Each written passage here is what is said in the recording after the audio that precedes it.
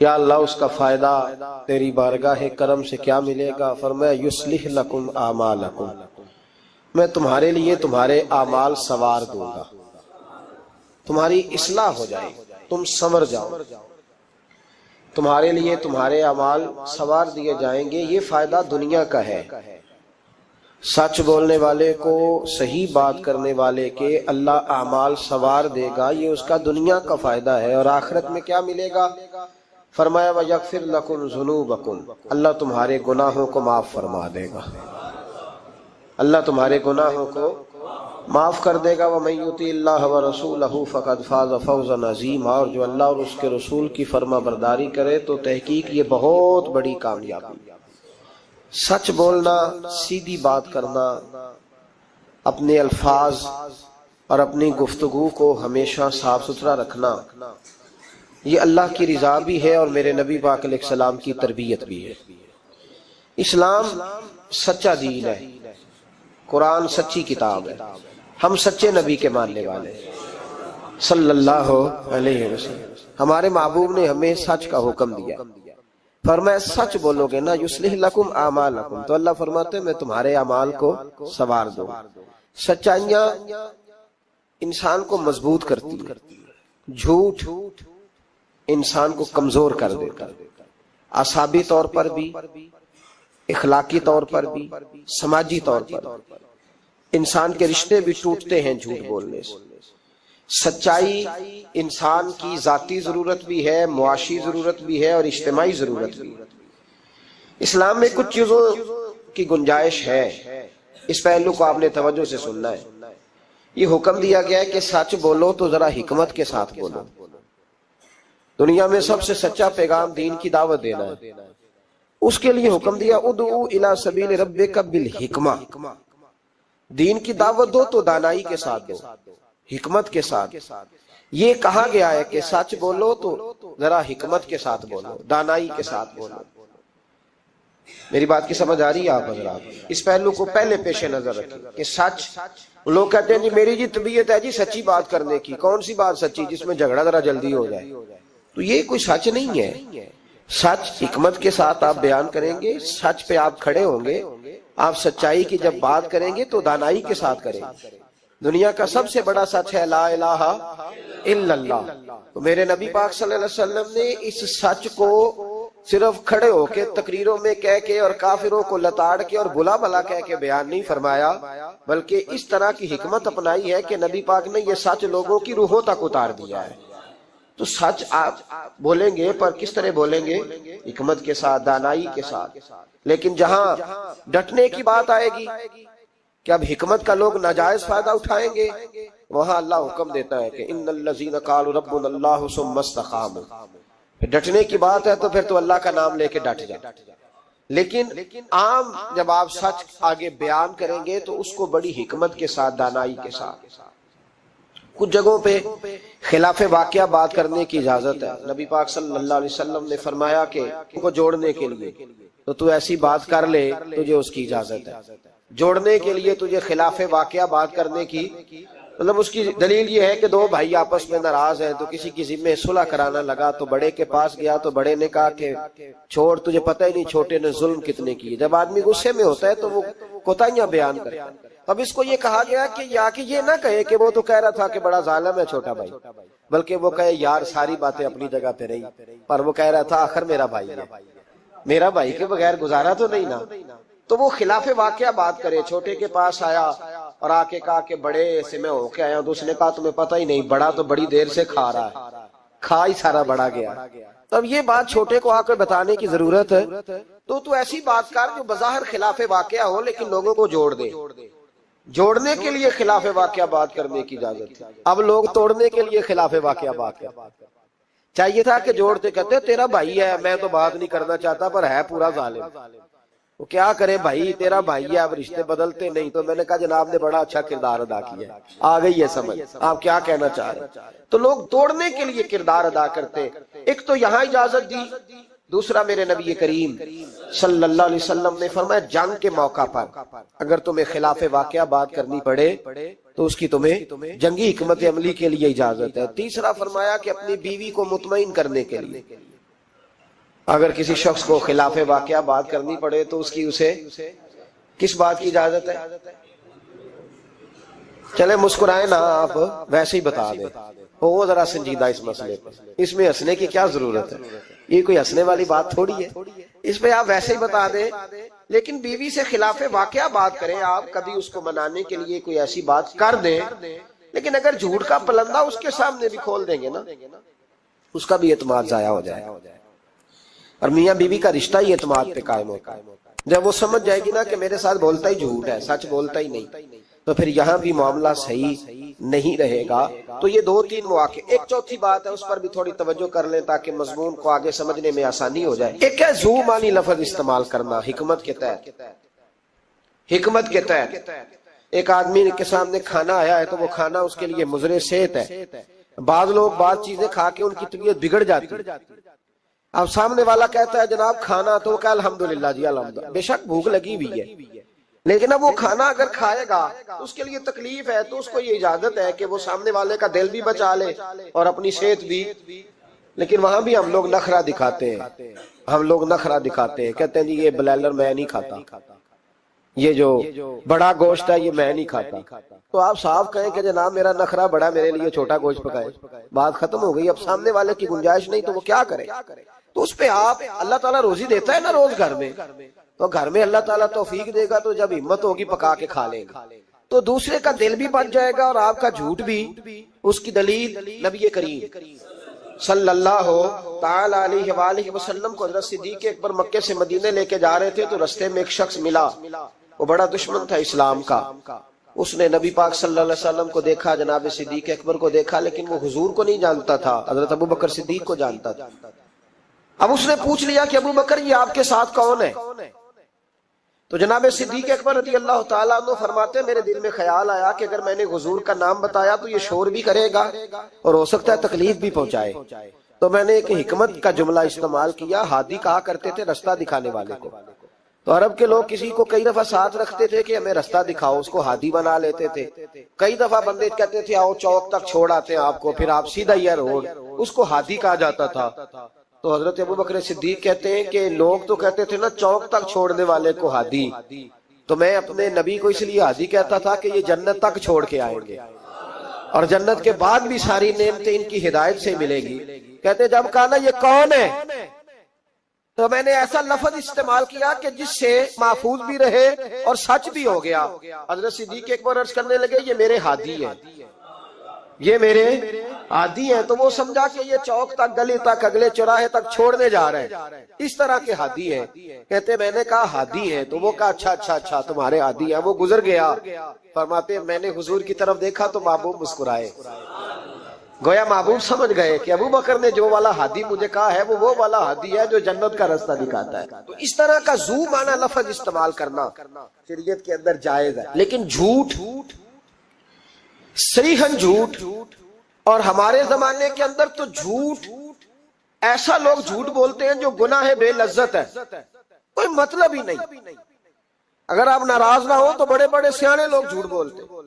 اب تو لوگوں نے گناہوں کے نام بدل لیے۔ میں اکثر کہتا ہوں کہ اب چگلی کا نام لوگوں نے گپ شپ رکھا ہے، آؤ تھوڑی دیر گپ شپ کرے، محلے کے 4-5 معزز لوگوں کی پگڑیاں اچھالے، یہ گپ شپ ہے ہماری۔ اور جھوٹ کا نام بدل کے ہم نے بہانہ رکھ دیا ہے۔ بیوی کہتی ہے میں نے شوہر سے بہانہ کر دیا، ورنہ کہتا آئے تو کچھ لوگ بس میں نے بہانہ کر دیا، تو بھائی تو صاف کہہ میں نے جھوٹ بولا ہے، اس کا نام بدل کے بہانہ کیوں؟ اور بلا وجہ کا جھوٹ، بلا وجہ کا دوست بیٹھے یارانہ ہے، جھوٹ بول رہے ہیں، وہ 6 کروڑ آیا تو 9 کروڑ نکل گیا، تو وہ ابا جی لائے وہ جگہ خرید کے، تو میں نے کہا نہیں ڈیفینس والی نہیں مجھے پسند، میں تو وہ بیریا ٹاؤن والا مکان خریدوں گا۔ تو یہ جھوٹ کس پہ روب ڈال رہے؟ اور جس کو جھوٹ سنایا جا رہا ہے وہ بھی آگے سے جھوٹ بول رہا ہے، وہ کہہ رہا ہے نہیں تیرے تو ابے نے دیکھا، میرے دادے نے بھی 10 کروڑ دیکھا ہوا ہے۔ تو ان کہانیوں کا مطلب کیا ہے؟ کیوں لوگ ایسا کرتے ہیں بلا وجہ؟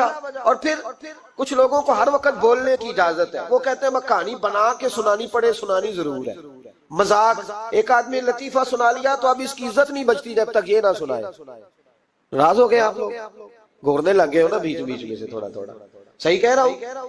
کیا ہوتا ہے کہ اب سنانا ضرور ہے لطیفہ، چاہے جھوٹا گھڑ کے بیان کیا جائے. میرے نبی پاک علیہ السلام نے فرمایا جو میرا مومن ہوتا ہے وہ مذاق میں بھی جھوٹ نہیں بولتا اور جھگڑے میں بھی جھوٹ نہیں بولتا.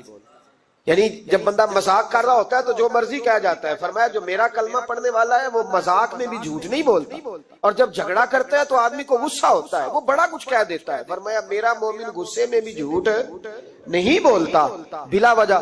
اور اگر میں کئی دفعہ حرمین شریفین کے سفر میں موقع ملتا ہے، حاجیوں کی ملاقاتیں ہوتی ہیں تو پتہ نہیں کیا کچھ سناتے رہتے ہیں، پتہ نہیں ایک دوسرے کو کیا داستانیں سناتے ہیں. وہ صاحب کیا بتائیں، وہ ڈیرے پہ اتنے لوگ آتے ہیں بڑے پریشان ہیں تو بڑا ایسا ہے. تو کیا ضرورت ہے یہ، اگر کسی کے پاس خوشبو ہو نا اسے بتانے کی ضرورت نہیں پڑتی کہ میرے پاس خوشبو ہے. خوشبو آ جاتی ہے. خوشبو بولیے، خوشبو بہرحال آ جاتی، خوشبو آئی جاتی، نکل جاتی ہے خوشبو، وہ بہرحال بات کر دیتی ہے. ہم کئی دفعہ اجتماعات میں جاتے ہیں تو نقیب محفل نے لفظ رٹے ہوتے ہیں اور سب کے لیے بول دیتا ہے فلاں صاحب فلاں. میں روک دیتا ہوں، میں کہتا ہوں صاحب اگر ہمارے اندر کچھ ہوا تو باہر نکل آئے گا. تو آپ کے بتانے سے، بڑھانے سے، اونچا بٹھانے سے کیا فرق پڑے. جھوٹ کی زندگی، اور لوگ بلا وجہ رشتے جھوٹ پہ قائم ہوتے ہیں. ایک بڑے پیار والے دوست تھے، کہنے لگے دعا کریں عزیزوں کی بچی ہے، شادی کے 15 دن بعد گھر لوٹ آئی.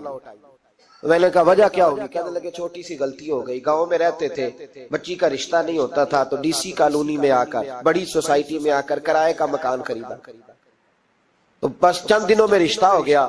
اب جب بچی والوں کو پتا چلا ہے کہ گاڑیاں بھی بیگانی تھی اور مکان بھی کرائے کا تھا تو بچی لوٹ آئی ہے. دیکھیں نا لوگ کتنے لالچی ہیں. ان کو جب سمجھ آئی ہے کہ مکان کرائے کا تھا تو انہوں نے رشتہ توڑنے کی طرف آ گئے. تو میں نے کہا وہ نہیں لالچی، آپ جھوٹے. آپ نے جو تھے وہ دکھانا چاہیے، جو آپ نہیں تھے وہ آپ نے کیوں دکھایا، جھوٹ کیوں بولا. جب بچی والے کے گھر میں بچے والے رشتہ دیکھنے آتے ہیں تو بچی کا باپ لاکھوں کی باتیں کیوں چھیڑتا ہے، وہ کروڑوں اربوں کی باتیں کیوں کرتا ہے، وہ جائیدادوں کے وظیفے کیوں پڑھتا ہے، وہ کیوں ایسی گفتگو کرتا ہے جس سے بچے والے کے دلوں کے اندر کجی پیدا ہو. رشتے کرانے والے کو کہا جاتا ہے کہ ہم نے کار بھی دینی ہے، یہ بھی بتا دینا رشتے والوں. بچے کی ماں کو سونے کی بالیاں بھی ڈالیں گے تو یہ داستانیں کیوں سناتے ہو، پھر کہتے ہو لڑکوں والے لالچی ہو گئے. تو یہ کہانیاں ہم گھڑتے ہیں، جھوٹ خود لوگوں کے سامنے ہم رکھتے ہیں اور بعد میں جب اوقات واضح ہوتی ہے پھر رشتے ٹوٹتے ہیں. رشتے جھوٹ پر قائم ہو تو قائم ہو جاتے ہیں پر قائم رہتے نہیں، وہ ٹوٹ جاتے ہیں. رشتے وہی قائم رہتے ہیں جو رشتوں کے ساتھ قائم ہوا کرتے ہیں، جن کی بنیادیں خلوص ہوتی ہے. جھوٹ ہمیشہ انسان کو تباہ کرتا ہے.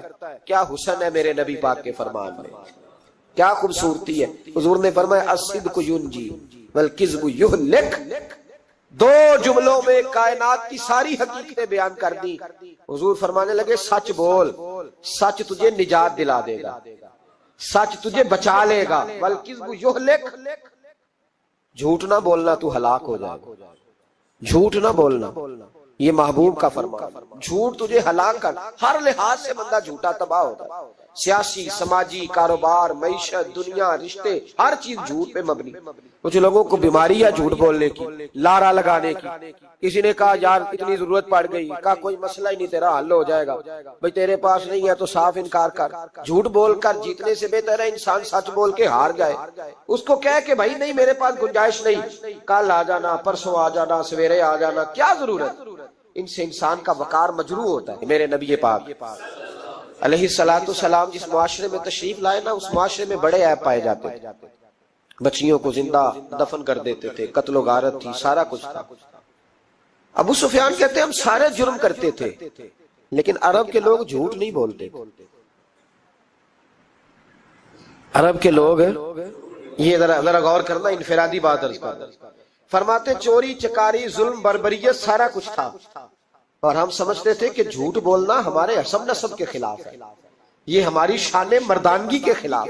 ہم کہا کرتے تھے کمزور لوگ جھوٹ بولتے ہیں، بزدل لوگ جھوٹ بولتے ہیں. جو لوگ حسب نسب والے ہوتے ہیں، کردار و عمل والے ہوتے ہیں، سردار ہوتے ہیں، جن کا پیچھے کوئی بیک گراؤنڈ ہوتا ہے، وہ لوگ کبھی جھوٹ ہے. میرے نبی پاک علیہ السلام کا فرمان ابو داؤد شریف میں موجود ہے. ایک صحابی نے کہا یا رسول اللہ بخل بڑی بری چیز ہے، پر کیا مومن بخیل ہوتا ہے؟ نبی پاک صلی اللہ علیہ وسلم نے فرمایا ہاں کبھی کبھی مومن کنجوسی کرتا ہے، ہو جاتی ہے، اگرچہ نہیں ہونی چاہیے۔ یا رسول اللہ مومن بزدل بھی ہوتا ہے؟ فرمایا ہو جاتا ہے۔ عرض کیا یکون المومن کذابا، یا رسول اللہ مومن جھوٹا بھی ہوتا ہے؟ فرمایا قال لا، مومن سب کچھ ہو سکتا ہے پر مومن جھوٹا ہو سکتا، مومن جھوٹ بول سکتا، جھوٹ نہیں اس کی زبان سے نکلتا، یہ مومن کی شان ہی نہیں۔ عرب کے لوگ کہتے ہیں کہ جھوٹ ہماری مردانگی کے خلاف، ہمارے تو ملک میں جتنا بڑا جھوٹا ہوتا ہے اللہ ماشاءاللہ اتنا وہ بڑا قد کر جاتا ہے، جس کو ہمارے ملک میں لوگوں نے سیاست نام ہی جھوٹ کا سمجھا۔ ٹی وی پہ بیٹھ کر بہت بڑی جماعت کا بہت بڑا سربراہ کہتا ہے فلانا کام 6 مہینے میں ہو جائے گا۔ ناراض ہو گئے آپ لوگ؟ چلو جو کوئی گل نہیں، بہت بڑی بات، 6 مہینے میں ختم، ٹھیک ہو جائے گا آپ کا مسئلہ۔ 6 مہینے کے بعد جب پوچھا جاتا ہے تو کہتے ہیں سیاسی بیان تھا، رات گئی تو اتنا ظلم، شرم ہی نہیں آئی۔ ابو سفیان کہتے ہیں کہ نبی پاک صلی اللہ علیہ وسلم کے جب کچھ صحابہ چلے گئے نا ہجرت کر کے حبشہ کی طرف، تو حبشہ کے نجاشی بادشاہ نے مسلمانوں کو بھی بلایا اور پیچھے سے جو قریش لینے گئے انہیں بھی بلایا، بات چیت ہو گئی تو اس کے دل میں خیال آیا کہ میں کسی سردار سے نہ پوچھوں بات کیا ہے۔ ابو سفیان کہتے ہیں میں تجارت کی غرض سے حبشہ گیا ہوا تھا، تو نجاشی بادشاہ کے کچھ لوگ آئے اور مجھے لے گئے، کہنے لگے بادشاہ بلاتا ہے، کہتے ہیں میں سردار تھا۔ بادشاہ نے جب بلایا تو اس نے نبی پاک علیہ السلام کے بارے میں مجھ سے سوال و جواب شروع کیے، تو میں نے وہ رٹی رٹائی گردان جو سارے پڑھا کرتے تھے وہ میں نے پڑھ دی کہ معاذ اللہ جادوگر ہے، ساحر ہے، کاہن ہے، لڑائیاں کرا دی، نیا مذہب لے آئے، معاذ اللہ وہ جو گردان عرب کے لوگوں نے، ابو جال نے، ابو لہب نے رٹی ہوئی تھی میں نے سنا دی۔ کہتے اس نے ایک سوال پوچھا، اس نے کہا چل ابو سفیان جو تو کہتا ہے ٹھیک ہی کہتا ہوگا معاذ اللہ، لیکن یہ بتا کہ کیا کبھی انہوں نے جھوٹ بھی بولا ہے؟ کیا انہوں نے کبھی، بہت بڑی بات ہے اس کو سمجھنا۔ ابو سفیان کہتے ہیں کہ میرے دل میں 1 منٹ کے لیے خیال آیا کہ میں جھوٹ بول دوں، کہہ دوں کہ وہ بولتے ہیں معاذ اللہ جھوٹ، لیکن پھر میرے اندر سے آواز آئی کہ تو قبیلے کا سردار ہے، اور جو مردانگی والے لوگ ہوتے ہیں ان کی زبانوں سے کچے جملے نہیں نکلتے، وہ جھوٹ نہیں بولتے۔ جو کسی منصب پر فائز لوگ ہوتے ہیں وہ ایسے ہی ان کی زبان ہر وقت چسکے کے لیے تھوڑا یہاں جھوٹ تھوڑا وہاں جھوٹ نہیں پھینکتی، وہ لوگ جھوٹے نہیں ہوتے۔ تو سردار ہے، تو چودھری ہے، تو سربراہ ہے، تو اہل ہے، تو منصب والا ہے، جھوٹ بولے گا؟ کہتے مجھے کہنے لگا سوچ کیا رہے ہو، بتاؤ کبھی جھوٹ بولا ہے؟ ابو سفیان کہتے ہیں میں نے فیصلہ کیا، میں نے کہا نہیں میں سردار ہو کے جھوٹ بولوں؟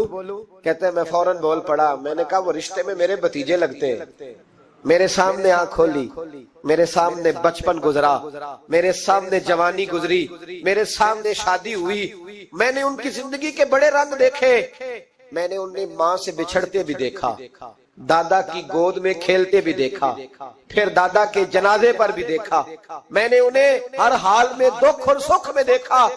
کہنے لگا نجاشی سارے اختلاف اپنی جگہ پر میں نے اس رسول کو اس وقت بھی دیکھا جب مکے کے لوگ ہتھیلیوں پہ اٹھاتے تھے، اور آج بھی دیکھتا ہوں جب لوگوں نے پتھر اٹھائے ہوئے ہیں، میرا بھتیجا بھی ہے، میرا اپنا بھی ہے، میرا رائے کا شدید اختلاف بھی ہے، لیکن میں جھوٹ نہیں بولوں گا۔ وہ میرا بھتیجا دکھ میں ہو یا سکھ میں ہو، وہ آسانی میں ہو یا تکلیف میں ہو، امیر کے پاس بیٹھے یا غریب کے پاس بیٹھے، اس کی زبان سے جب بھی نکلتا ہے حق اور سچ ہی نکلتا ہے۔ اس نے زندگی میں کبھی جھوٹ بولا؟ اسیر دشمن کی چاہ میں بھی، مخالفوں کی نگاہ میں بھی امی ہے، صادق ہے، معتبر ہے، میرا پیغمبر عظیم تر ہے، میرا پیغمبر عظیم تر ہے۔ کہا ان کی زبان سے کبھی جھوٹ نکلا؟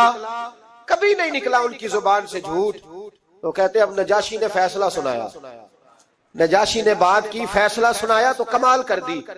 کیا بات کی نجاشی نے؟ کہنے لگا ابو سفیان پھر تم کس طرح کہتے ہو کہ ان کا دین سچا نہیں؟ کہنے لگے جو بندوں کے معاملے میں جھوٹ نہیں بولتا وہ رب کے معاملے میں کیسے بولے گا؟ جو بندوں کے معاملات میں جھوٹ نہیں بولتا ان سے یہ توقع کیسے رکھتے ہو کہ وہ اللہ کے معاملے میں جھوٹ بولیں گے؟ فرمایا مان کیوں نہیں جاتے کہ اگر وہ بندوں کے حق میں سچے ہیں تو اللہ کے پیغام کے حق میں بھی سچے ہیں۔ سچائیاں حسن ہے، سچائی حسن ہے، سچائی ایک خوبصورتی ہے، سچائی تیرا وقار ہے۔ دیکھیں نا تیرے جملوں کے لوگ قیدی ہو گئے، اور جب ٹٹول کے دیکھا تو اندر سے تو کچھ اور نکل آیا. کل تو کچھ کہہ رہا تھا, سویرے اٹھ کے تو کچھ کہہ رہا, تیرے لفظ کچھ ہے, تیرا رویہ کچھ اور ہے. زندگی میں یاد رکھنا, کسی بڑے کی خوشامد کر کے کبھی اسے محبت نہ ڈالنا. جھوٹ بولتے ہیں ہم لوگ, اپنا حلیہ ہم نے صداقتوں کے بادشاہوں جیسا بنایا ہوتا ہے, لیکن ہمارے لفظوں میں جھوٹ ہوتا ہے, ہمارے لب و لہجے کے اندر یہ کراہت ہوتی ہے. حضرت باجید بستامی فرمایا کرتے تھے, جو زبان کا سچا نہیں ہوتا اس کو کبھی معرفت کا نور نصیب نہیں ہوتا, چاہے کہ 2000 جبہ ڈال کے بیٹھ جائے. معرفت کا نور اسے ملتا ہے جس کی زبان پر حق اور سچ ہوتا ہے. یاد رکھنا, سچائی اتنی بڑی دولت ہے. امام فخر الدین رازی رحمت اللہ تعالیٰ نے ایک بڑی پیاری حدیث لکھی ہے. کہتے ہیں نبی پاک صلی اللہ علیہ وسلم کے پاس ایک شخص آیا, اس نے کہا یا رسول اللہ میں نے کلمہ پڑھنا ہے پر 4 چیزیں ہیں جو مجھ سے چھوٹتی نہیں اور آپ ان کو حرام کہتے ہیں. تو حضور آپ حکم کریں کیا کروں؟ فرمایا چل تو بول وہ کیا ہے. کہنے لگا جی میں شراب کا بھی عادی ہوں. معاذ اللہ. بولیے استغفر اللہ, سارے بولیے میں شراب کا عادی ہوں, مجھ سے چھوٹتی نہیں. اور پھر کہنے لگے میں چوری کا بھی عادی ہوں, جاتی نہیں. اور تیسری بات یہ کہ میں معاذ اللہ ثم معاذ اللہ زنا کا بھی عادی ہوں. اور چوتھی میرے اندر بیماری ہے کہ میں جھوٹ بہت بولتا ہوں. یادیں چھوٹتی نہیں, میں ان کے ہوتے ہوئے کلمہ کیسے پڑھوں؟ آپ کے دین میں یہ شدید بری چیزیں اور مجھ سے چھوٹتی نہیں تو کیا حکم ہے؟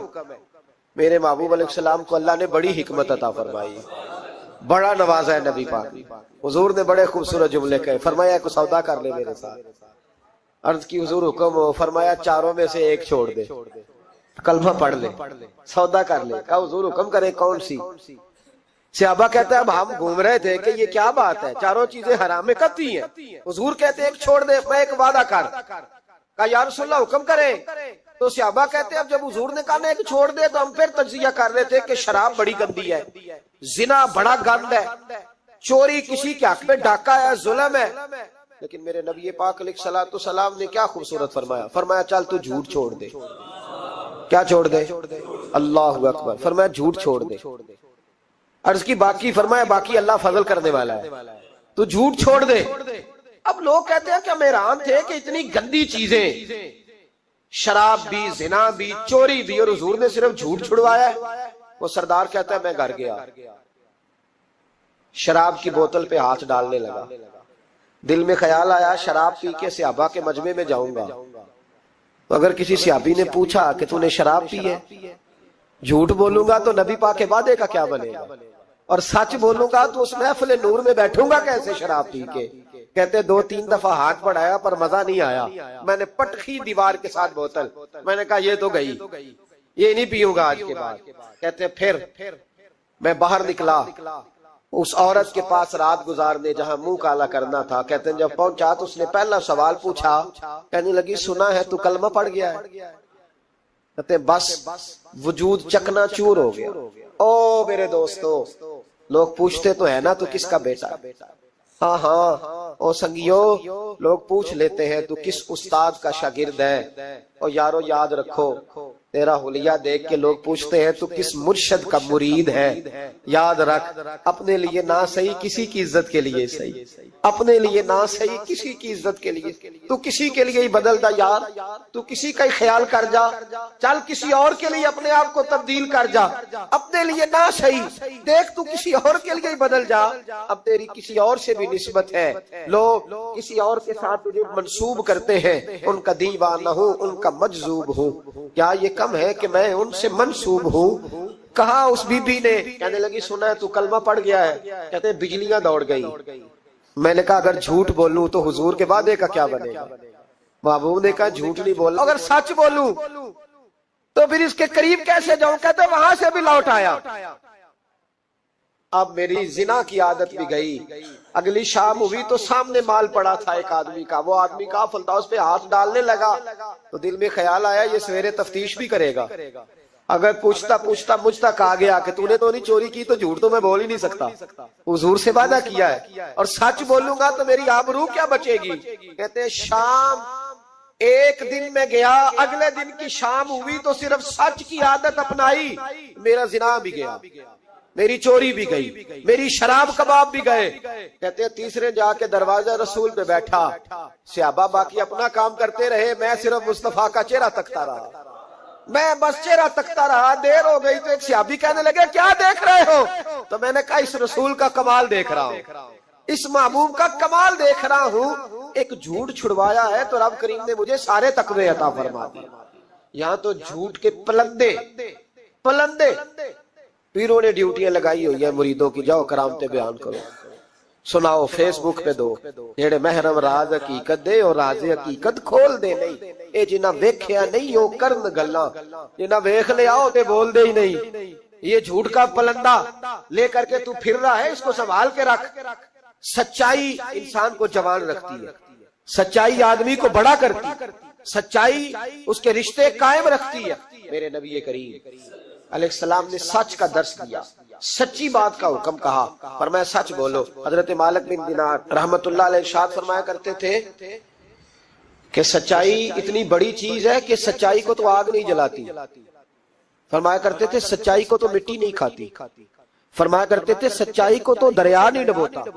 لوگوں نے پوچھا دلیل، فرمانے لگے میرا ایک دہریے سے مناظرہ ہو گیا، لوگ بہت سارے اکٹھے ہو گئے. جب بات ذرا آگے بڑھی تو دہریہ مانتا نہیں تھا، میں دلائل دیتا، وہ بھی مجھے دیتا. سادے لوگ بول پڑے، کہنے لگے حضرت جی ہم تھک گئے ہیں سن کے، رزلٹ بھی نکالے. تو فرماتے میں نے دہریے سے کہا چل رزلٹ نکال لیتے ہیں. آگ جلاتے ہیں، دونوں ہاتھ ڈالتے ہیں، جو سچا ہوگا بچ جائے گا، جو سچا ہوگا. فرماتے تھے سچائی کو آگ بھی نہیں جلاتی، جو سچا ہوگا بچ جائے گا اور جو جھوٹا ہوگا جل جائے گا. فرماتے ہیں آگ جلا لی. اب میں نے اسے کہا چل ہاتھ ڈال، تو وہ جھوٹا تھا، جھوٹ کے پیر کوئی نہیں ہوتے، وہ ہاتھ ہی نہیں آگے کرتا، ہاتھ ہی نہیں بڑھاتا. کہتے میں نے زبردستی پکڑ کے اس کا ہاتھ آگ میں کیا، کئی دیر تک آگ میں رکھا، نہ اس کا جلا نہ میرا جلا. کہتے باہر نکلا، لوگوں نے شور کر دیا یہ کیا ہے؟ میں نے عرض کی مولا نہ اس کا جلا نہ میرا. فرماتے عاطف غیب سے ندا آئی، مالک بن دینار سچے کے ہاتھ میں بھی جس کا ہاتھ ہو ہم اس کا بھی نہیں جلایا کرتے. سچے کے ہاتھ میں بھی جس کا ہاتھ ہو ہم اس کا بھی. تیرا ہاتھ اس نے پکڑا اور جلا دوں، کہا علیحدہ کر. کہتے ہیں میں نے کہا چل بھئی اب علیحدہ علیحدہ ڈال دے. وہ ڈرنے لگا، میں نے کہا یہ تو ڈالنا ہی پڑے گا. کہتے ہیں ہاتھ ڈالنا، اس کا جل گیا، میرا بچ گیا. تو لوگ کہنے لگے یہ کیا ہوا؟ تو میں نے کہا کچھ بھی نہیں ہوا، میرا کمال نہیں، میرا رب بھی سچا ہے، میرے رب کے وعدے بھی سچے ہیں، قرآن بھی سچا ہے، قرآن کے اعلان بھی سچے ہیں، محبوب بھی سچے ہیں اور محبوب کے فرمان بھی سچے. سچائیاں تو آگ میں ڈالے تو نہیں جلتی، ہم لوگ کیسے علیحدہ علیحدہ ہو جاتے. اور پھر میں نے عرض کی کہ کوئی فائدہ نہیں ہوتا لوگوں کا، بلا وجہ جھوٹ بولتے، جھوٹی خوابیں بیان کرتے، جھوٹے نظریات اور جھوٹی کہانیاں لوگ گھڑ کے بیان کرتے. آتے ہیں تو قصیدہ خوانی کرتے، بادشاہوں کے، پیروں کے، علماء کے قصیدے پڑھتے ہیں، آ کے ان کو کہتے ہیں کیا بات ہے کیا بات. نہ بھائی وہ تعریف ہوتی نہیں جو منہ پہ کی جاتی، تعریف تو وہ ہوتی ہے جو تو کسی تیسری جگہ جا کے بیٹھ کے کرتا ہے. یہ میری بات یاد رکھنا، جو منہ پہ کی جاتی ہے وہ خوشامد ہوتی ہے. حضرت سیدنا عمر فاروق رضی اللہ تعالیٰ عنہ فرمایا کرتے تھے جو میری تعریف کرتا ہے میرا دل کرتا ہے کہ اس کے منہ میں مٹی ڈالوں. ہمارے ایک بزرگ تھے مولانا غلام علی اوکاڑوی صاحب رحمت اللہ علیہ، رات میں اوکاڑے میں تھا تو ان کی خوشبوئیں بڑی آ رہی تھی وہاں سے. تو ان کی جب کوئی تعریف کرتا تھا تو وہ اس دور میں ہم یہ نہیں نہ کہہ سکتے کسی کو کہ تیرے منہ میں مٹی ڈالوں. تو جب کوئی تعریف کرتا تھا تو وہ اپنے رنگ میں بولتے تھے. فرمایا کرتے دل کرتا ہے تیرے منہ میں خاک شفا ڈالوں، تیرے منہ میں مدینے کی خاکیں شفا ڈالوں. تو بندہ کہتا ہے کیا مطلب؟ کہنے لگے حضرت عمر مٹی کہا کرتے تھے نا تو میں کہہ نہیں سکتا کہیں تو ناراض نہ ہو جائے. تو منہ پہ تو خوش آمدید 2 منٹ آئے. اور پیر بھی چونکہ علماء بھی اللہ ماشاءاللہ میری طرح جو کہلواتے ہیں، وہ علماء مشائخ بڑے لوگ، وہ تعریف کے اللہ تعالیٰ خیر کرے بڑے مزے ہوتے ہیں. تو تھوڑی دیر تعریف کرتا ہے، آنے والا کہتا ہے حضرت جی بلے بلے ساری رات تسی رہے ہو خواب.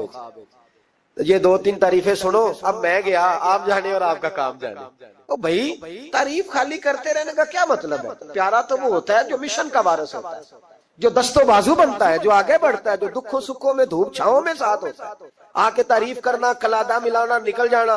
کئی دفعہ ساتھ رہنے والے تعریفیں نہیں کر پاتے، کوئی ضرورت بھی نہیں ہوتی، انہیں ضرورت بھی نہیں، اس لیے کہ وہ تعریف نہیں کر رہے، وہ عمل کر رہے، وہ نوکری کر رہے، وہ ڈیوٹی کر رہے. تو ہم تعریفوں کے پل باندھتے. ابا جی کی بھی کچھ لوگ میری تعریفیں کرتے ہیں، خدمت کوئی نہیں کرتے، صرف تعریف پہ گزارا کرتے. تعریف نہ کر، یہ جھوٹ کا پلندہ نہ باندھ. ایک بزرگ کی تحریر پڑھ رہا تھا، رات کو بڑا مزہ آیا. فرمانے لگے نبی پاک کے زمانے کے تو جانور بھی سچ بولتے تھے. کیا کہہ دیا میں نے؟ حضور کے زمانے کے کون؟ حضور کے زمانے کے تو جانور بھی سچ بولتے تھے. اور پھر انہوں نے دلیل کے طور پر کہا. کہنے لگے نبی کریم علیہ السلام گزر رہے تھے, سرور کائنات گزر رہے تھے صلی اللہ علیہ وسلم, ایک پہاڑی علاقے سے ایک آواز آئی, کسی پکارنے والے نے کہا یا رسول اللہ, گویا ان لفظوں میں کہا یا رسول اللہ ہے انظر حالنا. حضور نے پلٹ کے دیکھا تو ہرنی بندھی ہوئی تھی, ہرنی. نبی پاک علیہ السلام گئے اس کے پاس. ایک روایت ہے کہ صحابی نے اس کو باندھا تھا, ایک روایت ہے کہ یہودی نے باندھا. حضور گئے, آ کے کہا کیا بات ہے, تو اس کرنے لگے یا رسول اللہ یہ بندہ مجھے قیدی بنا کے لایا, اور آپ میرے تھنوں کو دیکھے دودھ سے بھر گئے, بچے میرے تڑپ رہے, اگر تھوڑی دیر کے لیے یہ مجھے چھوڑ دے تو میں وعدہ کرتی ہوں دودھ پلا کے فوراً واپس آ جاؤں. نبی پاک صلی اللہ علیہ وسلم نے یہودی سے کہا چھوڑ دو. اس نے کہا اگر نہ آئی تو. نبی پاک نے فرمایا یہ سچے سے وعدہ کر رہی ہے تو سچا کر کے دکھائے. حضور کے زمانے کے جانور یہ سچا وعدہ کر کے دکھائے. نبی پاک صلی اللہ علیہ وسلم نے اسے چھوڑ دیا. تو جانور کو جب آپ بندھے ہوئے کو چھوڑتے ہیں تو بڑی تیز دوڑتا ہے. تو اتنی تیز دوڑی کہ جنگلوں کے اندر اور پہاڑوں میں گم ہو گئی, نظر ہی نہیں آ رہی کدھر گئی. جب وہ گم ہو گئی تو وہ یہودی کہنے لگا وہ تو غائب ہو گئی, اس طرح گئی ہے کہ لگتا ہی نہیں تھا پلٹ کے آئے گی, یہ نہیں آئے گی. تو محبوب نے فرمایا نہیں یہ ضرور آئے گی, یہ سچ کہہ کے گئی ہے, یہ لوٹے گی. وہ یہودی کہتا جب میں نے کہا نا نہیں آئے گی تو واہ میرے محبوب تیری شان پہ بھی قربان جائے, کیا انداز ہے. حضور چارپائی پہ اس کے پاس بیٹھ گئے, فرمایا چل میں بیٹھتا ہوں بطور گارنٹڈ کے, میں بیٹھتا ہوں, آئے گی تو میں جاؤں گا, یہی بیٹھا ہوں. وہ کہتے حضور بیٹھے رہے, شام ڈھلنے لگی, میں نے کہا کوئی نہیں آئی, فرمایا فکر نہ کر آئے گی. کہتے تھوڑی ہی دیر گزری تو وہ لہراتی ہوئی آئی, وہ دوڑتی ہوئی آئی. پہلے آ کے اس نے حضور کے قدم چومے, سجدہ کیا, اور پھر وہ شکریہ ادا کر کے واپس گئی. جہاں رسی بندھی ہوئی تھی اس کے پاس جا کے بیٹھ گئی, کہنے لگی مجھے باندھ لو, میں وعدہ کیا تھا. تو نبی کریم علیہ السلام نے فرمایا جا اسے جا کے باندھ. اس نے باندھ لیا تو حضور فرمانے لگے چل میرے ہاتھ بیچ دے. نرخ بازار محبت کا انوکھا ہو گیا, خود خریداروں میں شامل آ کے مولا ہو گیا. کہا بیچ دو میرے ہاتھ, میں خرید لیتا ہوں. اس نے عرض کی حضور نہیں میں نے نہیں بیچنا. کہا کیوں؟ عرض کرنے لگے یا رسول اللہ اسے نہیں بیچنا, میں نے اپنا بیچنا ہے, مجھے کلمہ پڑھا دے, انہیں مسلمان ہونا ہے, اور جب میں غلام ہوں تو میری ہر شے آپ کی ہے. میرے رسول پاک علیہ السلام نے اسے آزاد کر دیا. امام زرقانی فرمایا کرتے تھے تو سچ بولے گا تو آزاد ہو جائے گا, جھوٹ بولے گا تو قیدی رہے گا. حضور نے اسے سچ کی برکت سے آزاد کر. الصدق ینجی, سچ تجھے نجات دلاتا ہے, سچ تجھے بچا لیتا ہے, سچائیاں انسان کو زندہ رکھتی. آپ دیکھ لیں اس ملک کے اندر کتنے سیاستدان آئے, پھر وہ گزر گئے, اللہ جانے کہاں گئے, بیوروکریٹس آئے گزر گئے. جو لوگ سچ بولتے ہیں وہ قائم رہتے, جن کے افکار میں سچائیاں تھیں, جن کے کردار میں گفتگو میں سچائیاں تھیں وہ موجود ہیں. زمانہ سارا گزر جائے گا لیکن حضرت خواجہ معین الدین اجمیری کا مزار چمکتا ہی رہے گا. دنیا کہیں سے کہیں پہنچ جائے پر بابا فرید الدین کی شان میں کمی آ سکتی نہیں. اور سارے لاہور میں جب سناٹا چھا جاتا ہے تو داتا علی اجمیری کے مزار پر اس وقت بھی قرآن پاک کی تلاوت ہو رہی ہوتی. جو سچ لے کے آئے اور جنہوں نے سچائیاں بکھیری, ان کا کمال یہ دیکھو کہ آج بھی وہ چمک رہے ہیں, سچائیاں باقی رہتی ہیں. ہمیں تو قرآن پاک نے حکم دیا یا ایھا الذین آمنوا اتقوا اللہ وکونوا مع الصادقین, اللہ سے ڈرو اور سچوں کے ساتھ رہا کرو, جھوٹوں سے یرانے نہ لگاؤ, جھوٹے لوگوں کے ساتھ تعلقات نہ بناؤ, سچوں لوگوں کے ساتھ رہو, سچائیوں کا ساتھ دو, سچ ہمیشہ اپنے دامن میں رکھو. میرے نبی پاک صلی اللہ علیہ وسلم کے ایک صحابی تھے تو کاغذ قلم لے کے بیٹھتے. اب تو ہمیں علم کی قدر نہیں ہے نا, بڑی بڑی حسین باتیں ہوتی ہیں پر وہ 2-4 گھنٹے سننے کے بعد بھول جاتی ہیں, چونکہ محفوظ کرنے کا معیار ہی نہیں, طبیعت ہی نہیں. تو وہ صحابی جب حضور کی بارگاہ میں آیا کرتے تھے تو کاغذ قلم لے کے آتے, محبوب جو بھی ارشاد فرماتے لکھ لیتے. کچھ لوگوں نے ان سے کہا کہ یار حضور کی طبیعت مبارک کبھی جلال میں, کبھی جمال میں, کبھی خوش طبی میں, کبھی کسی طرح تو ہر شے لکھ لیتا ہے. دیکھا کر جب حضور تربیت کے انداز میں اور لوگوں کو سمجھانے کے انداز میں واعظ و نصیحت کر رہے ہو، اس وقت لکھا کر جب کسی سے انفرادی گفتگو ہو رہی، صرف فقط ایک شخص پر فوکس ہو، ایک سے بات ہو رہی ہو، تب نہ لکھا کر۔ جب اجتماعی طور پر کوئی دستور، کوئی منشور دیا جائے تب لکھا کر۔ تو ہر بات لکھتا ہے، حضور کبھی مسکرا کے بات کرتے ہیں، کبھی جلال میں۔ اس نے کہا یار تیرا فلسفہ تو ٹھیک ہے، لکھنا چھوڑ دیا۔ کہتے ہیں اگلی شام میں بغیر کاغذ قلم کے آیا تو محبوب علیہ السلام نے فرمایا تیرے کاغذ پینسل کدھر ہے؟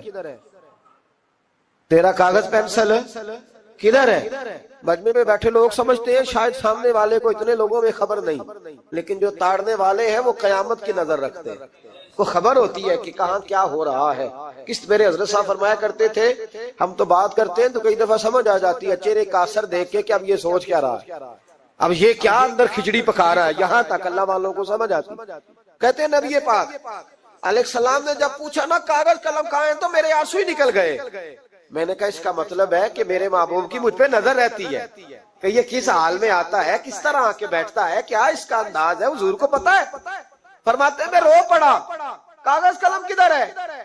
عرض کی یا رسول اللہ صلی اللہ علیہ وسلم، کچھ لوگوں نے کہا تھا کہ حضور کبھی جلال میں، کبھی جمال میں، کبھی انفرادی گفتگو کرتے ہیں تو ہر شے لکھتا ہے، خاص خاص موقع کے واعظ و نصیحت لکھا کر۔ تو فرماتے ہیں میرے نبی پاک علیہ الصلوۃ والسلام نے فرمایا اکتب اکتب اکتب، تو لکھا کر لکھا کر لکھا کر۔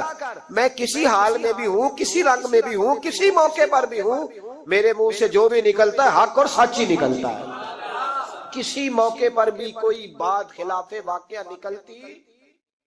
مدینہ شریف میں حاضری دینے کے حوالے سے نا ایک شخص نے تحقیق کی اور اس کی ریسرچ آئی تو اس نے کہا کہ میں سوچتا تھا لوگ سب سے زیادہ کہاں روتے ہیں، تو لوگ سب سے زیادہ مدینہ شریف جا کے روتے ہیں، بڑا روتے ہیں۔ بڑی امید ہے سرکار قدموں میں بلائیں گے، کرم کی جب نظر ہوگی مدینے ہم بھی جائیں گے، اور اگر جانا مدینے میں ہوا ہم غم کے ماروں کا تو مکینے گنبد خضرا کو حال دل سنائیں۔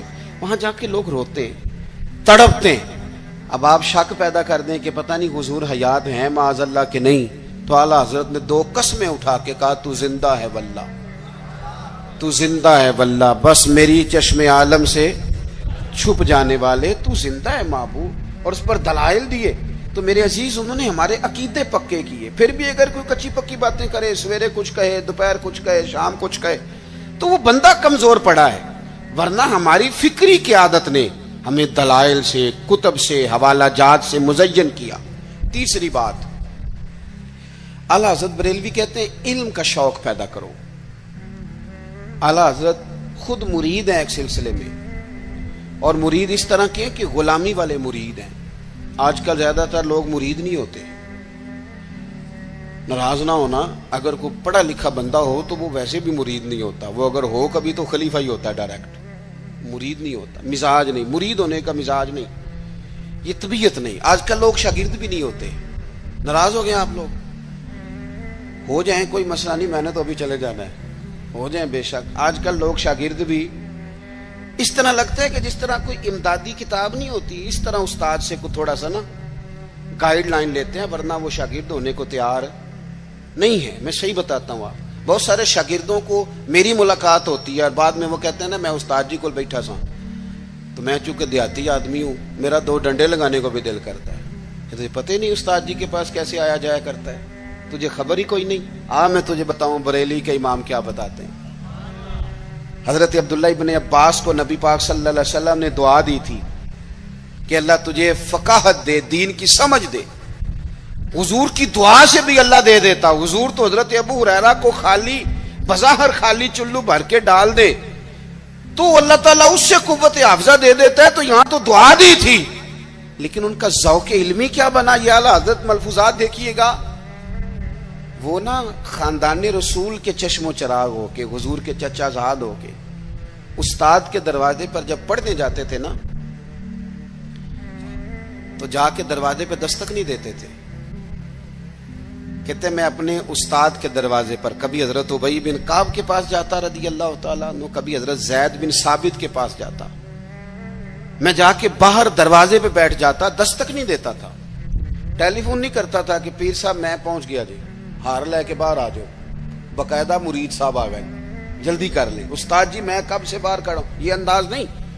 فرماتے ہیں کہ میں دروازے میں بیٹھ جاتا اور کبھی کبھی بیٹھے بیٹھے تھک جاتا, دستک نہیں دینی, وہ خود آئیں گے تو دستک نہیں دینا. کہتے ہیں کبھی یوں بھی ہوتا کہ حضرت ابی بن کعب رضی اللہ تعالیٰ عنہ کا مکان کا دروازہ چونکہ صحرا میں کھلتا تھا تو ٹھنڈی ہوائیں مدینہ چومنے آتی تو ریت کے مقدس ذرے اڑ کے میرے بالوں میں بھی پڑ جاتے, لیکن میں دستک نہیں دیتا تھا. استاذ مردی سے باہر آتے تھے اور جب وہ آ جاتے تو پھر میں جھولی پھیلا کے کہتا میں آپ سے رسول پاک کی حدیثیں سننے آیا. اعلیٰ حضرت فرماتے ایک دن گھوڑے پہ بیٹھ کے حضرت زید بن ثابت آ رہے تھے تو ضرورت کوئی نہیں تھی کیونکہ انہوں نے لگام تھامی ہے, گھوڑا چل رہا ہے, لیکن یہ بتانے کے لیے کہ میں شاگرد ہوں, یہ بتانے. میں کبھی اتنا مصروف نہیں تھا زندگی میں جب آج کل اتنا مصروف ہوا ہوں. کل میں نے ظہر کے بعد اسلام آباد سے کوئی 1 گھنٹہ اوپر پہاڑیوں پہ تھا میں, اور آج میں ظہر کے بعد آپ کے پاس ہوں. ابھی مجھے گوجرا جانا ہے اور پھر رات کو وہاں سے واپس لوٹنا ہے اور کل ظہر کے بعد مجھے خانے وال پہنچنا ہے. کئی دفعہ ایک پیر اٹھاتا ہوں تو اٹھایا نہیں جاتا, گاڑی میں بیٹھے بیٹھے حد ہو جاتی ہے, اور اس کے باوجود لوگ روزانہ 25-30 لوگ ہم سے ناراض ہوتے ہیں کہ ان وڈے ہو گئے وہ ٹائم ہی نہیں دیندے. اس کے باوجود یہ حال.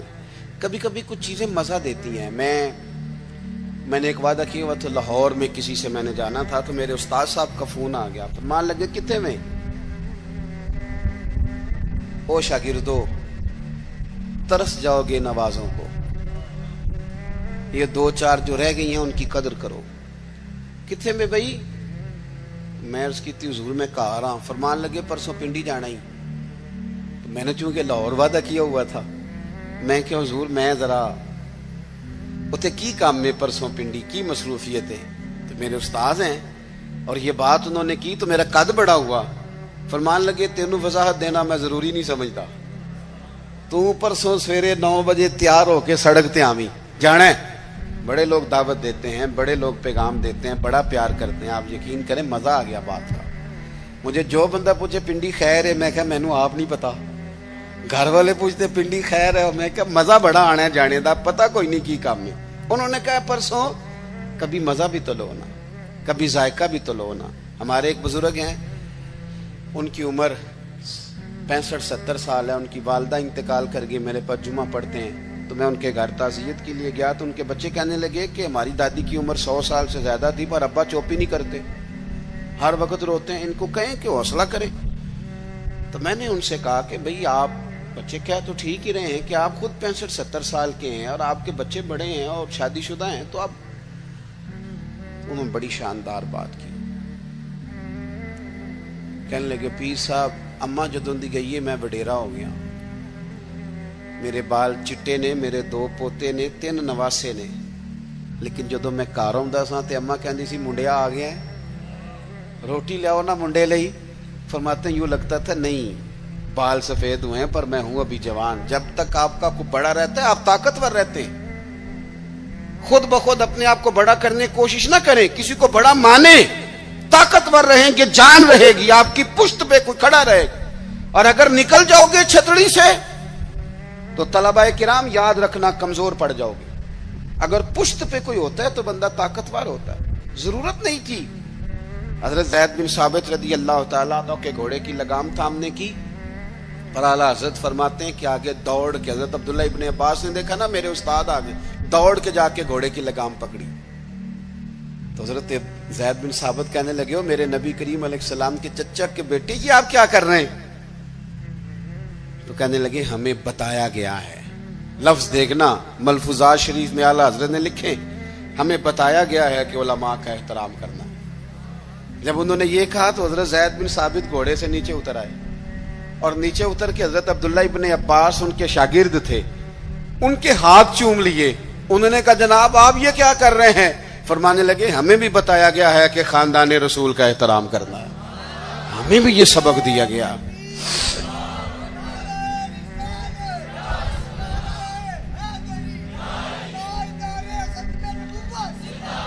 تو ذوق, علمی ذوق پیدا کریں, ادب والا ذوق پیدا کریں, اور علم سیکھیں تو عمل کرنے کے لیے.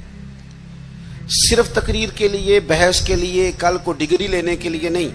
آپ علم اس لیے سیکھیں, جب نا علم خالی تقریر بن جاتا ہے نا, اور علم خالی تدریس بن جاتا ہے, پھر وہ اس طرح کا بھی بعض اوقات معاملہ بنتا ہے کہ عارف رومی کہتے ہیں کہ اگر تو صرف لفظ تجھے یاد ہے اور تو عمل نہیں نہ کرتا تو یہ لفظ تو طوطے کو بھی رٹا دیا جائیں گا تو وہ بھی رٹ لے گا, تیرا اور اس کا کیا فرق ہوگا. جب تک آپ عمل نہیں کرتے علم پر, جب تک اس کو عمل کے حصول کے لیے حاصل کرے. خالی میں ایک درویش کو پڑھ رہا تھا, ان کے خلیفہ صاحب نے خط لکھا کہ حضرت میں اب تقریر بھی کرتا ہوں, تدریس بھی کرتا ہوں, تصنیف بھی کرتا ہوں.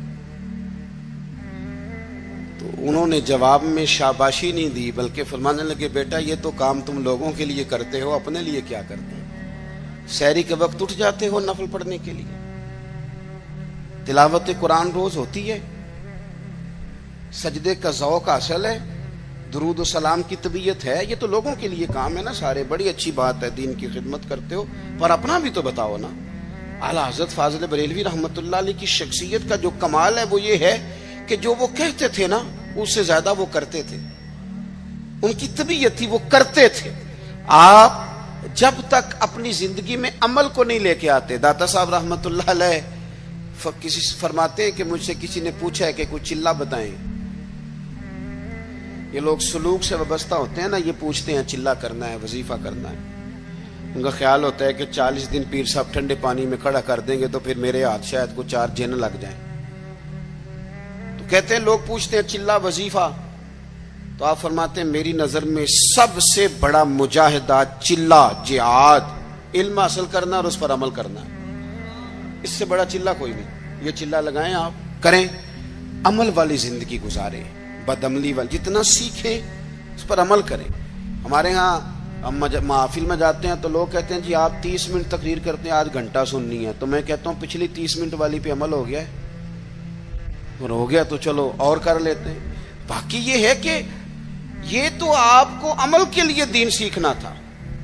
جتنا آپ عمل کریں گے. سید دیدار علی شاہ صاحب محدث الوری رحمۃ اللہ علیہ اعلیٰ حضرت کے خلیفہ ہیں, وہ کہتے ہیں کہ میں دوست تھا صدر اللہ فاضل سید نعیم الدین صاحب مراد آبادی کا. میں چونکہ دوست تھا تو سید صاحب اعلیٰ حضرت کے بڑے عقیدت مند تھے, تو اکثر وہ کہتے میں نے بریلی شریف جانا ہے. تو ایک دن میں پہنچ گیا مراد آباد, تو انہوں نے سامان باندھا ہوا تھا بریلی شریف جانے کے لیے. میں بھی پہنچ گیا تو کہنے لگے یار میری تو ٹکٹ ہے ٹرین کی, میں تو بریلی شریف جا رہا ہوں. تو کہنے لگے یار آپ ہر وقت وہیں جاتے رہتے ہیں, میں ملنے آیا تھا. تو کہتے ہیں مجھے کہنے لگے حضرت صدر اللہ فاضل سید دیدار علی شاہ صاحب سے کہ چل آپ تمہیں بھی لے چلو, دونوں سادات ہیں, دونوں دوست ہیں. کہنے لگے میں نے نہیں جانا, سنا ہے وہ طبیعت کے ذات کے پٹھان ہیں تو طبیعت کے سخت ہیں, میں نہیں جاتا. کہتے ہیں انہوں نے میرا ذہن بھی بنایا, کوشش بھی کی, ذہن سازی کی, خیر میں تیار ہو گیا. جب ہم بریلی شریف پہنچے تو عصر کی نماز کی آخری رکعت چل رہی تھی. تو فاضل بریلوی کی طرف اشارہ کر کے کہنے لگے وہ دیکھو اعلیٰ حضرت بھی صف میں ہیں. تو مجھے کہنے لگے میرا وضو ہے. صدر اللہ فاضل بھی نماز میں شامل ہو گئے, میں نے وضو کرنا تھا. کنویں پہ ایک طالب علم مدرسے کا پانی نکالے وضو کے لیے تیار تھا, میں نے جلدی سے پانی آگے بڑھ کے لیا. تو مجھے کہنے لگا بابا جی پہلے پوچھ تو لیں. تو میں نے کہا شاید کسی طالب علم کی ڈیوٹی ہے, کیونکہ آپ کو پتہ ہے اللہ خیر کرے کچھ لوگوں نے مدرسے بنائے ہی اس لیے ہیں کہ طالب علم نوکری کریں گے. اللہ اکبر, اتنا کام کرایا جاتا ہے معاذ اللہ. اگر ان سے کہا جائے کہ آپ کا شہزادہ نور بھی باہر نکلے. میں نے تو اب دوستوں سے کہا تقوی کا معیار بھی بدل دو. پہلے کہتے تھے نا جی ہم نے کبھی مدرسے کی روٹی نہیں کھائی. میرے خیال میں تقوی یہ ہے کہ کھایا ہی مدرسے کی کرو, پتہ چلے بچے بیچارے کیا کھاتے ہیں, یہی کھاؤ تاکہ تمہیں سمجھ آئے. آپ یہ اب مزاج بدل کے دیکھیں کہ یہ اگر تو آپ اور آپ کے بچے بھی کھا سکتے ہیں تو ٹھیک ہے. پھر یہ کون سا معیار ہے بھائی؟ آپ کہتے ہیں میں نے کبھی کھائی نہیں, وہ کھانے والی ہے ہی نہیں. وہ آپ کے کھانے والی ہوتی تو ضرور کھاتے, الا ماشاءاللہ. آمدام برسر مطلب فرماتے ہیں طالب علم سے کہا پانی, تو کہنے لگا جی نہیں میں, آپ نے پوچھا ہی نہیں. تو میں نے کہا چلو اجازت دے دو. تو کہنے لگے حضرت صاحب میں نابالغ ہوں, اپنی مرضی سے بھی اپنی چیز کسی کو نہیں دے سکتا. کہتے ہیں مجھ پہ چوٹ لگی. میں نے کہا یہاں علم نہیں پڑھایا جاتا, علم کا فیض بھی دیا جاتا ہے. یہ انداز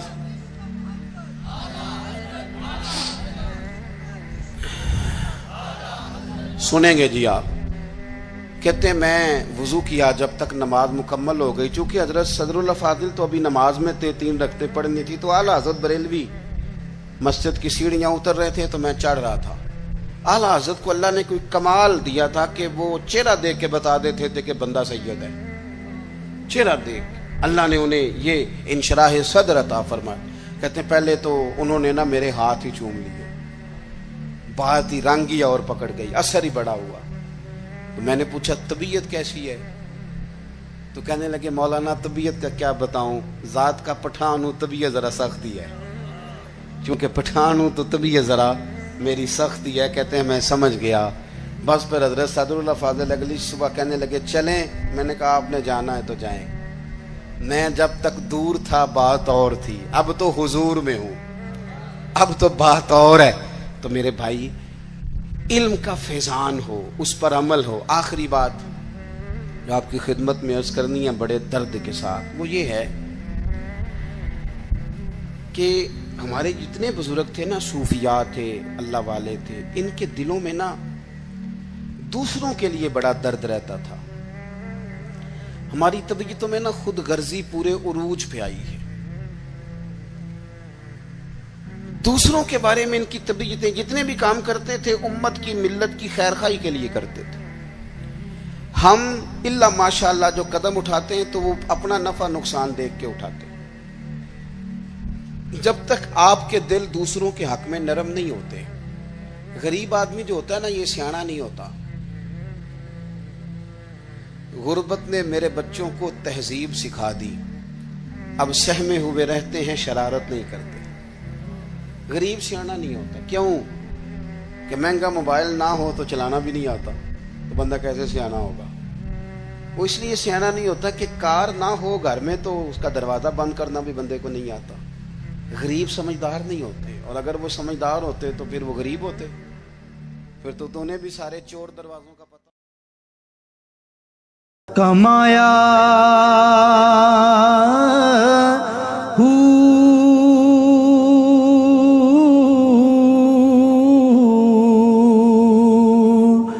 نام بھج